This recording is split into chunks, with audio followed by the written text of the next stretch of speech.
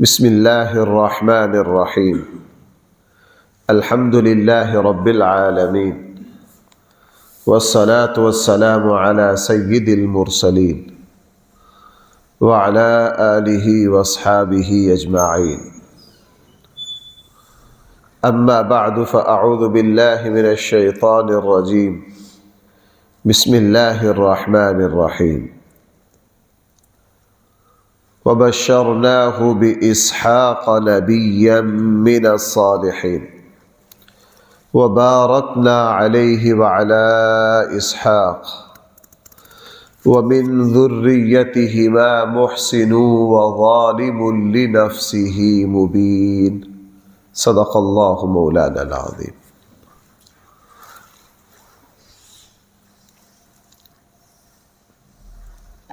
قرآن کریم نے ارشاد فرمایا وَبَشَّرْنَاهُ بِإِسْحَاقَ، اور ہم نے بشارت دی ابراہیم کو اسحاق کی جو نبی ہوں گے اور نیک لوگوں میں سے ہوں گے۔ اگلے الفاظ بھی دیکھ لیجئے، پھر وہ بات سمجھ آئے گی جو میں نے عرض کر لی۔ وَبَارَكْنَا عَلَيْهِ وَعَلَىٰ إِسْحَاقَ، اور ہم نے برکت دی ابراہیم کو بھی اور اسحاق کو بھی۔ وَمِن ذُرِّيَّتِهِمَا، ان دونوں کی اولادوں میں سے اچھے بھی ہیں برے بھی ہیں، اچھائی کرنے والے بھی ہیں اور اپنے آپ پر واضح ظلم کرنے والے بھی ہیں۔ بھائی الفاظ دیکھ لیے آپ نے۔ اب آئیے ایک اہم مسئلہ کی طرف۔ ابراہیم علیہ السلام نے کس بیٹے کو اللہ کی بارگاہ میں ذبح کرنے کی کوشش کی؟ اسماعیل علیہ السلام۔ لیکن یہودی مصر ہے اس بات پر کہ نہیں، وہ بیٹے اسحاق تھے۔ ذبیح اللہ یہودیوں کے یہاں حضرت اسحاق ہے، مسلمانوں کے یہاں ذبیح اللہ حضرت اسماعیل علیہ السلام۔ اب حقائق کیا ہے، حقیقت کیا ہے؟ بندہ جب اس کی حقیقت کو باریکی سے دیکھتا ہے نا، تو سوائے یہودیوں کے تعصب کے، دو نمبری کے، تحریف کے اور کچھ بھی نہیں ہے، وگرنہ 100% سچائی وہی ہے جو اللہ کی کتاب بیان کر رہی ہے کہ ذبیح اللہ اصل میں کون ہے؟ حضرت اسماعیل علیہ السلام۔ یہودی دو نمبری کے ماہر ہیں، پوری دنیا پہ جو کنٹرول ہے دلیری، حقیقت، سچائی کی بنیاد پہ نہیں، عیاری، مکاری، تخریب کاری، پیسہ، لالچ، ضمیر خرید کر ہے۔ مثلا رسول اللہ صلی اللہ علیہ وسلم کی جو بشارات ہیں وہ اتنی واضح ہیں، لیکن دو بےایمانیاں ایسی کی۔ مثلا تورات میں ہمارے آقا صلی اللہ علیہ وسلم کا جو تذکرہ آتا ہے وہ آپ کے ناموں میں سے احمد کے ذریعے آتا ہے۔ کس کے ذریعے آتا ہے؟ حضرت عیسیٰ علیہ السلام نے بھی فرمایا تھا من بعد اسمہ احمد، میرے بعد جو آخری نبی آ رہے ہیں ان کا نام کیا ہے؟ احمد۔ پہلی امتوں میں حضور کا نام احمد چلا ہے، اس امت میں رسول اللہ صلی اللہ علیہ وسلم کا نام نامی محمد صلی اللہ علیہ وسلم چلا۔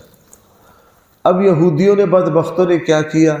لفظ احمد کا ترجمہ کر دیا، نام کو نام نہیں رہنے دیا۔ یہ ان کی ایک بڑی باریک واردات ہے۔ ہم سب کے بھائی کوئی نہ کوئی نام ہے، جب تحریر میں لکھیں گے ہمارا نام لکھیں گے یا نام کا ترجمہ لکھیں گے؟ اگر ترجمہ لکھ دیا جائے تو شخصیت کی پہچان، مثلا نام میں سے کسی کا نام کیا ہے؟ عبداللہ۔ کیا نام ہے؟ مثلا سر بیٹھے نام ہے عبدالرؤف۔ اب اگر لکھ دیا جائے کہ مجھ سے یہ بات رؤوف کے بندے نے کہی تھی، آپ کو پتہ چلا کون ہے؟ چونکہ سارے کس کے بندے ہیں؟ سارے بھائی رؤوف کے ہی بندے ہیں نا۔ اصل شخصیت تو گم ہو گئی۔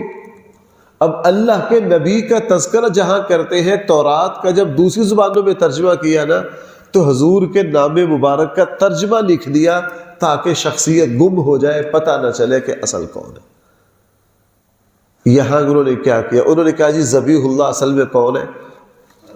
حضرت اسحاق۔ اب آپ نے ذرا توجہ رکھنی، سب سے پہلی بات یہ ہے کہ قرآن کریم حضرت اسماعیل علیہ السلام کے ذبیحہ کا پورا واقعہ تذکرہ کر کے آگے کہہ رہا ہے، جہاں سے آج میں نے پڑھا وَبَشَّرْنَاهُ بِإِسْحَاقَ نَبِيًّا، ہم نے پھر بشارت دی اسحاق نبی کی۔ بھئی ایسے ہی ہے، پتہ چلا کہ ذبیحہ کا واقعہ پہلے ہو چکا تھا، اور وَبَشَّرْ اس کے بعد ہم نے کیا دی؟ حضرت اسحاق کی بشارت دی۔ پتہ چلا کہ جس وقت حضرت اسماعیل علیہ السلام کا یہ واقعہ ہوا ہے، اس وقت تو حضرت اسحاق پیدا ہی نہیں ہوئے تھے، وہ بات میں ہوئے تھے۔ ایک بات۔ دوسری بات، قرآن کریم دوسری جگہ اس سے بھی واضح بات فرما رہا ہے۔ قرآن کریم ارشاد فرما رہا ہے وَبَشَّرْنَاهُ بِإِسْحَاقَ وَمِن وَرَاءِ إِسْحَاقَ یعقوب۔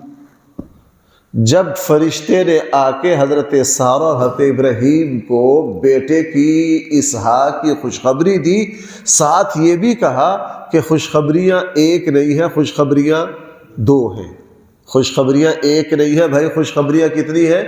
نمبر ایک، ہم اسحاق بھی بیٹا دیں گے، اور ان کے بعد اسحاق کے یہاں بیٹا بھی پیدا ہوگا جس کا نام ہوگا یعقوب، یعنی ہم تمہیں بیٹے کی بھی بشارت دے رہے ہیں، ساتھ ہی ساتھ ہم تمہیں پوتے کی بھی۔ بھائی سمجھ رہے ہیں؟ توجہ میری طرف رکھنا۔ جب اللہ کی طرف سے حضرت ابراہیم کو بیٹے اسحاق کی بشارت بھی ملی، اور ساتھ ہی یہ بھی پتہ چلا کہ یہ بیٹا بڑا ہوگا، صاحب اولاد ہوگا، اس کے یہاں ایک بیٹے پیدا ہوں گے، یعقوب ہوں گے، وہ بھی نبی ہوں گے، یہ بشارت اکٹھی آئی۔ جب بشارت میں یہ بات آ گئی کہ اسحاق بڑے ہوں گے، ان کے یہاں پوتا ہوگا، تو پھر ذبیحہ کی آزمائش کو بنتی ہے؟ بنتی ہی نہیں۔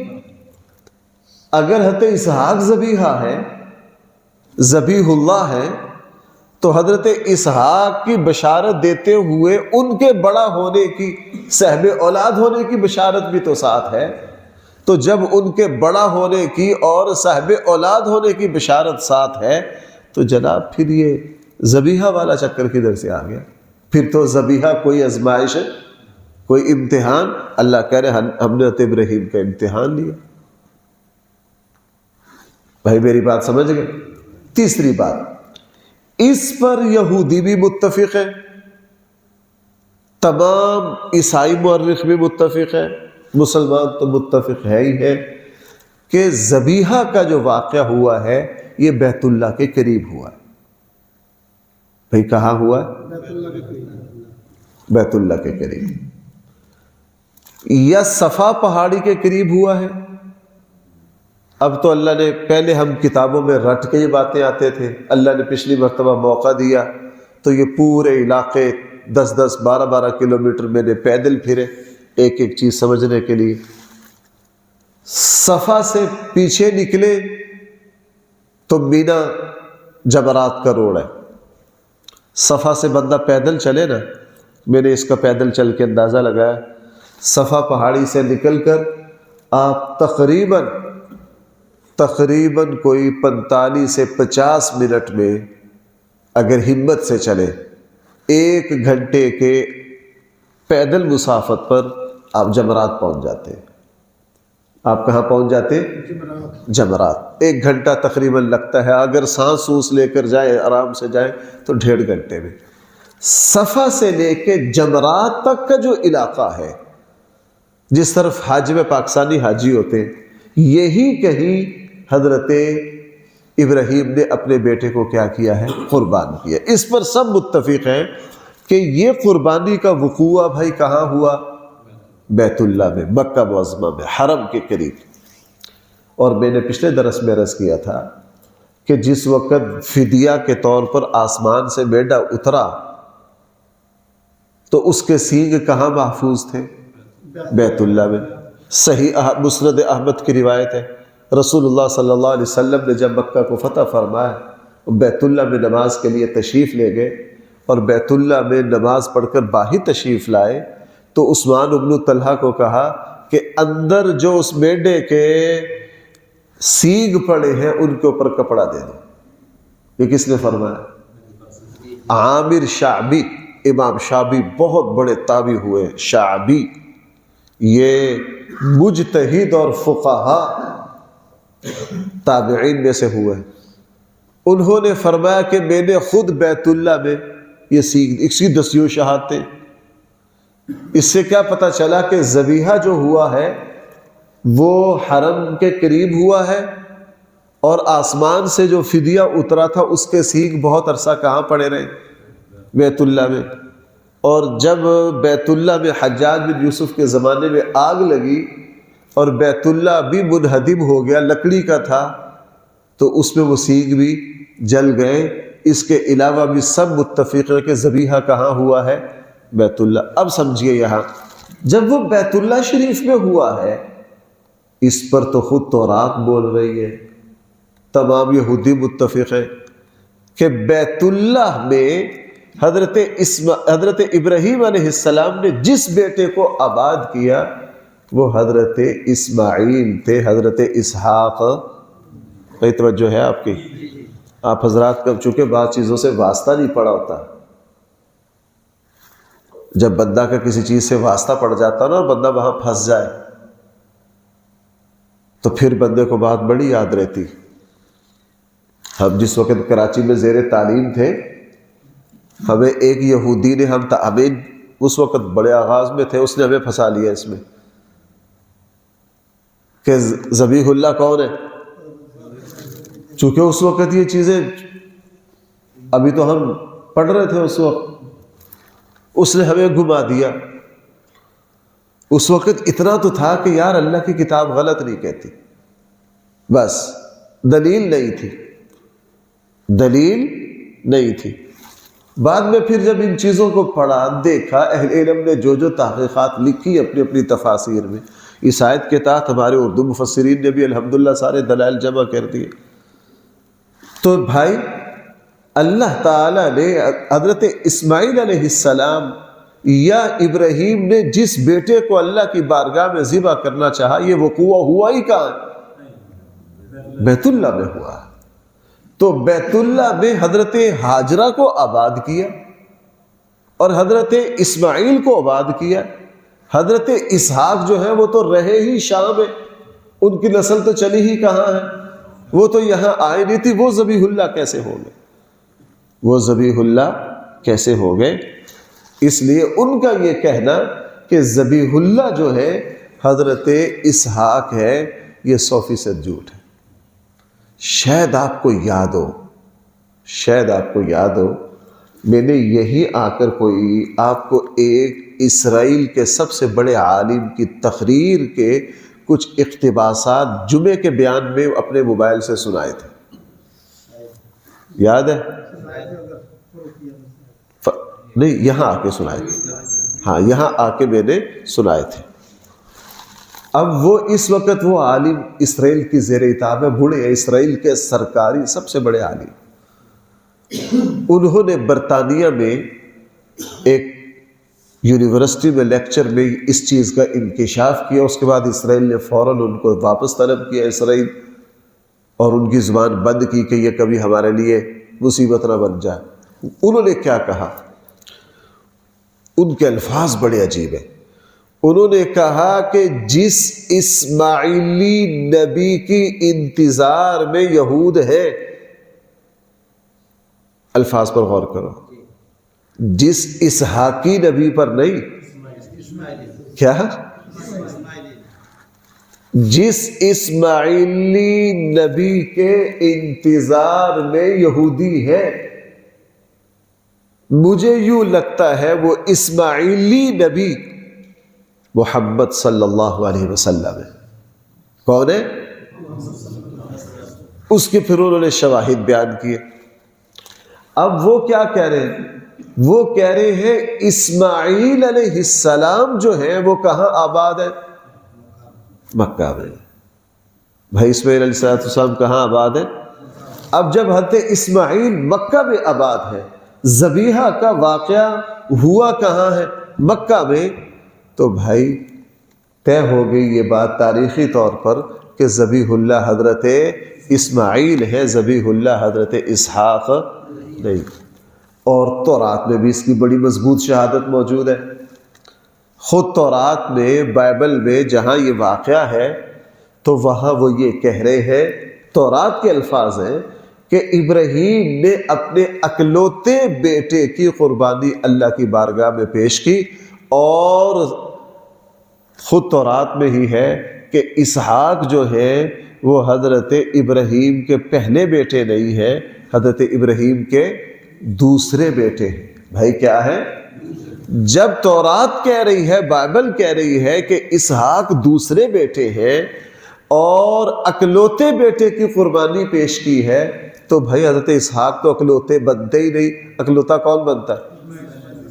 حضرت اسماعیل۔ دو باتیں تورات نے کہہ دی، اکلوتے بیٹے کی قربانی پیش کی ہے، اور دوسرا حضرت اسحاق جو ہے ابراہیم کے دوسرے بیٹے، تو پہلا بیٹا جو ہے وہ اکلوتا بنا، اکلوتا بھی کون بنتا ہے؟ پہلا بیٹا بنا۔ تو لہٰذا بائبل بھی یہ کہہ رہی ہے کہ جناب جو ذبیح اللہ ہے وہ کون ہے؟ بہرحال عرض میں یہ کرنا چاہتا ہوں، دنیا میں بھائی بڑے بڑے جھوٹ چل جاتے ہیں۔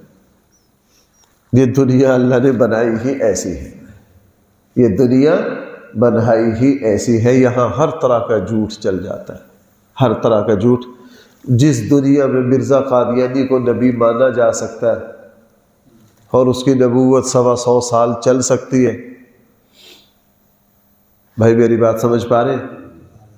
جس نے تنہائی میں بیٹھ کر مرزا قادیانی کی سیرت کو پڑھا ہو نا، وہ کہے گا نبی تو دور کی بات ہے، یہ خبیث شریف آدمی بھی نہیں، نبی تو دور کی بات ہے، یہ شریف آدمی بھی نہیں ہے۔ ایسے عجیب حالات ہیں اس بدبخت کے، ایسی ایسی کمینی حرکتیں ہیں کہ بندہ اس کو شریف بھی نہیں مان سکتا، نبی کا تو کہنا ہی کیا۔ بہرحال پہلے اتنا دیکھیں، پھر آگے ایک اور بات ہے۔ وَبَشَّرْنَاهُ بِإِسْحَاقَ، ہم نے پھر بشارت دی ان کو، کس کی؟ اسحاق کی، نبیًا، جو نبی ہوں گے، من الصالحین، اور کن لوگوں میں سے ہوں گے؟ نیک لوگوں میں سے۔ وَبَارَكْنَا عَلَيْهِ، اور ہم نے برکت دی۔ بھائی کیا؟ اب تو میں 3 جمعے ہو گئے بھائی مجھے برکت کی تشریح کرتے ہوئے، 3 جمعے ہو گئے برکت کی، میں نے کل بھی تشریح کی ہے، اس سے پچھلے جمعے میں بھی تشریح کی ہے، اور یہ عجیب نعمت ہے برکت۔ کل ہی مجھے میرے ایک دوست بتا رہے تھے، اس نے کہا مفتی صاحب آپ نے جو الفاظ کہے تھے کہ برکت آنکھوں سے نہیں نظر آتی، دماغ سے سمجھ آتی، کہنے لگا جی واقعی ایسا ہی ہے۔ پھر انہوں نے اپنی زندگی کی 3 مشکلات بتائیں جن پر ان کا بہت پیسہ خرچ ہوا،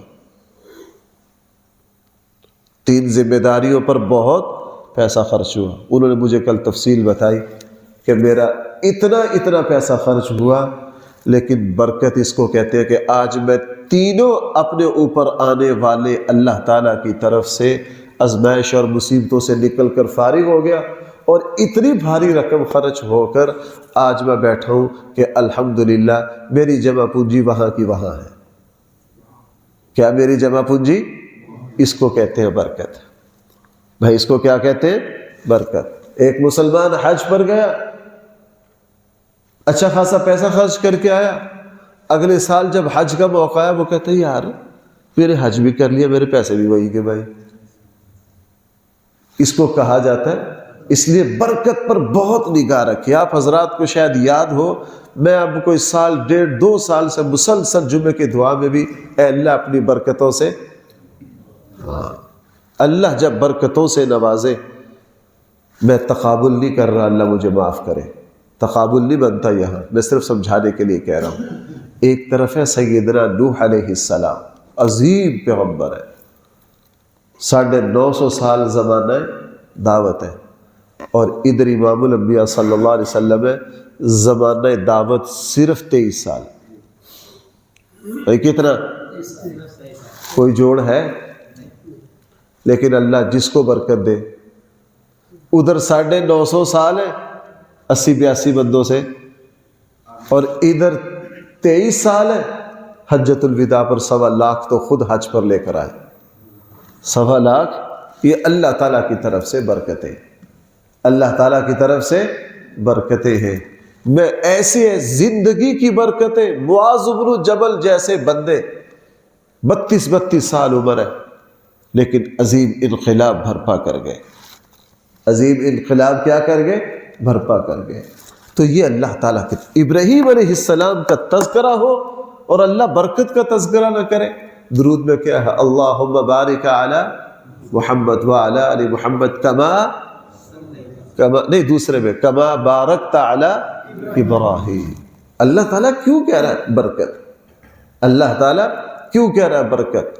برکت اللہ کی وہ نظر نہ آنے والی طاقت ہے جس سے سب کچھ ہو بھی جاتا ہے، بندے کو پتہ بھی نہیں چلتا، سب کچھ ہو بھی جاتا ہے، پتہ بھی نہیں چلتا۔ اس کو کیا کہتے ہیں؟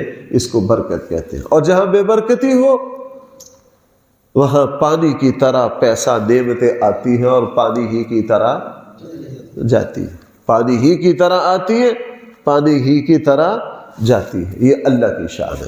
فرمایا وبارکنا علیہ، اس لیے بھائیو اللہ تعالیٰ سے کہیے، رسول اللہ صلی اللہ علیہ وسلم کیا فرما رہے؟ دودھ پی کے اللہم بارک لنا فیہ، اضافہ بعد میں مانگ رہے ہیں، برکت پہلے مانگ رہے ہیں۔ حضور نے برکت پہلے مانگی اور اضافہ بعد میں مانگا۔ اور مجھے اور آپ کو جو دعائیں سکھائیں ان میں کیا کہا؟ اللہ سے برکت مانگیے، اللہ سے کیا مانگیے؟ برکت مانگیے۔ برکت برکت جب مل گئی تو تمہاری خود عقل حیران ہو جائے گی، عقل حیران ہو جائے گی کہ یہ ہوا کیا ہے۔ دیکھیے وبارکنا علیہ، اور ہم نے برکت دی۔ دیکھو میں پھر شروع ہو جاتا ہوں، آپ ہمارے جو پرانے 70-75 کے بزرگ ہیں ان سے پوچھ لیجئے، بچپنے میں یہ بڑی رہائشیں تو اب آئی ہیں نا، ٹاؤن تو یار اب آئی ہے نا 25-30 سال سے، 30-35 سال پیچھے پاکستان میں کون سا ٹاؤن ہے؟ چھوٹے چھوٹے گھر، 4 بھائی ہیں، کمرہ 1.5 کمرہ کی رہائشیں، 6 مرلے میں 4 بھائی رہتے ہیں، وہیں سے اللہ نے پورا خاندان پال دیا۔ کیوں بھئی؟ ایسا تھا کہ نہیں؟ اللہ نے وہیں سے سب کا کیا چلا دیا؟ کام چلا دیا، کام چلا دیا۔ اللہ تعالیٰ مجھے اور آپ کو ہر طرح کی برکتوں سے نوازے۔ فرمایا وبارکنا علیہ وعلی اسحاق، ہم نے برکت دی ابراہیم کو، وعلی اسحاق، اور کس کو دی؟ ہاں، باپ بیٹے کی اولاد سے نبیوں، ومن ذریتہما محسن، ان کے اولاد میں سے اچھے بھی ہیں، وظالم لنفسہ، اور وہ بھی ہیں جنہوں نے اپنے اوپر کیا کیا؟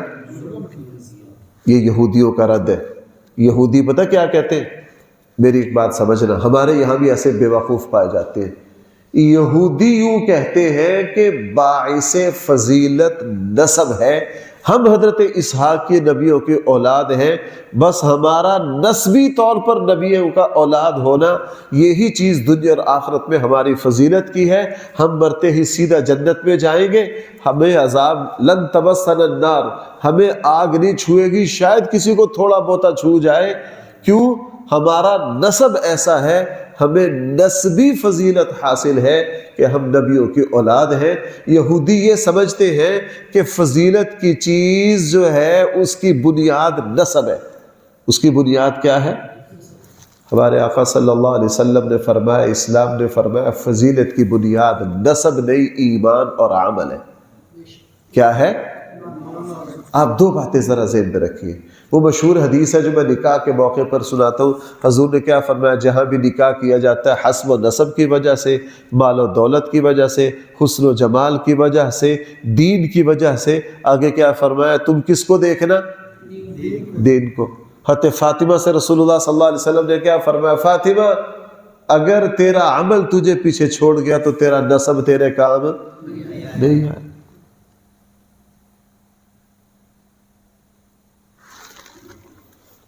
نسبی طور پر حضور کے بیٹے بنتے ہیں حضرت حسن اور حضرت حسین، لیکن رسول اللہ صلی اللہ علیہ وسلم جب دنیا سے بیمار ہوئے جا رہے تھے، مصلی پر حضرت حسن کو کھڑا کیا، صدیق اکبر کو کھڑا کیا، صدیق.